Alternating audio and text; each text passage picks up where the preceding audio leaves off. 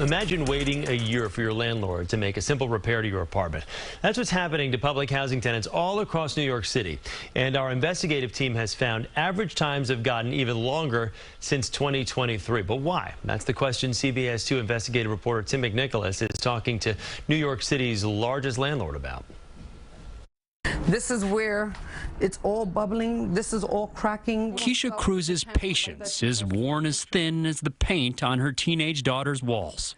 We've been complaining since, like I said, since I moved in. That's 17 years of what she describes as recurring issues, from plaster problems to plumbing predicaments, all at this New York City Housing Authority-owned property at 163rd and Eagle Avenue in the Bronx.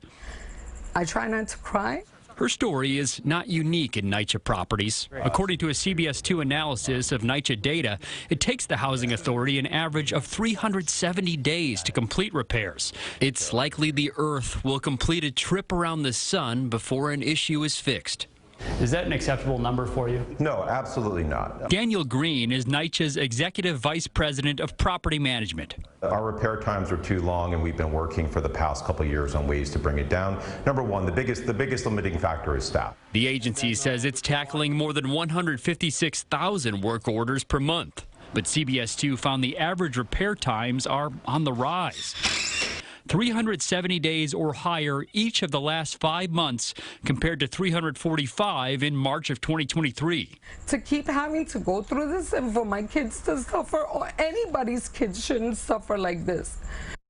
And joining us now to discuss is CBS investigative reporter Tim McNicholas, who just provided that report for us. Hi, Tim. Hey, good morning. You know, we've been following NYCHA for a long time. Yeah. And you see some of the issues, not to diminish the issues that she's dealing with and her family are dealing with.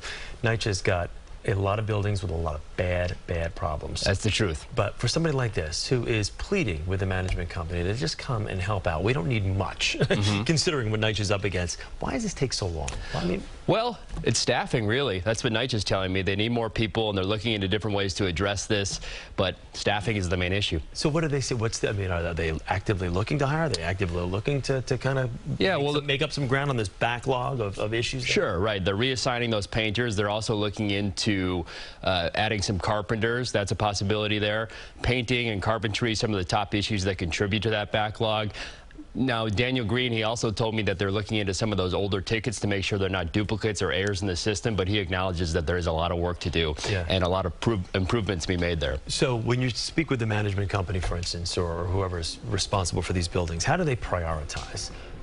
Do they give you an idea of, like, well, you know what, she just needs a paint job or she needs a little plaster? That's not really high on our list, so that's going to take a lot longer. Well, she's in a packed property. It's a little bit different. So back in the fall, NYCHA, they partnered with private companies to take over the management and renovate that building. So that management company, their Progressive Management, they told me that her repairs are scheduled for this month. It really can't come soon enough for her. And how long has it been? Has it been a year? Is that what she said? Well, there's a lot of different issues, and some of them have different time frames on them. Some of them she's complained about and gotten at least a temporary fix on, and they recur again. So NYCHA farms out to a subcontractor, let's call them, to come in and make the fixes. Does anybody at NYCHA then, is there any oversight that they're making sure that that company that they brought in is working in an expeditious fashion? Well, NYCHA still owns the property, and they say that they still keep a close watch. They monitor any kind of pack site to make sure that things are happening not only quickly, but to the resident satisfaction. Yeah.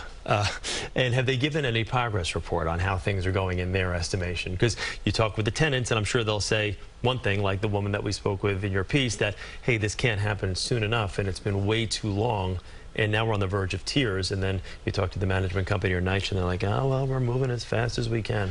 There's a big disconnect there. Yeah, well, as we showed in the report there, I mean, over the past year, the average repair time has actually gotten longer, unfortunately. They'd like to put that in the opposite direction. Anybody, by the way, could go online and take a look at the data to see whether it's a PAC site or a NYCHA site. There is information available about work orders and repairs and how NYCHA is handling that. When you put a story like this out there, do you then just get flooded with people saying, hey, you know what, I've been waiting 8 months, or I've been waiting a year, we've got rats, roach. I mean, some of the stories that we have done here just over the last, I'll say, 10, 15 years over what these poor people are, the conditions they're living in. You know, it just seems as though you could probably never never make up for the backlog that they've got with issues. It's certainly a challenge, that's for sure. And, you know, I woke up this morning, I had a couple emails already, and you're right. I mean, this is an issue that affects so many people. This is the largest landlord in the city. So people see this and they think, that sounds like my story, and they start reaching out to us, and we're always welcome to field those tips. Yeah, keep those tips coming in if you've got a problem. And this is the man who will help address it. Tim, thank you very much. Thank you. We appreciate it. If you've got a tip for our investigative team, you can send an email or make a phone call with the information you see on our screen right now. That number is 646-939-6095, or email, whatever's easiest for you.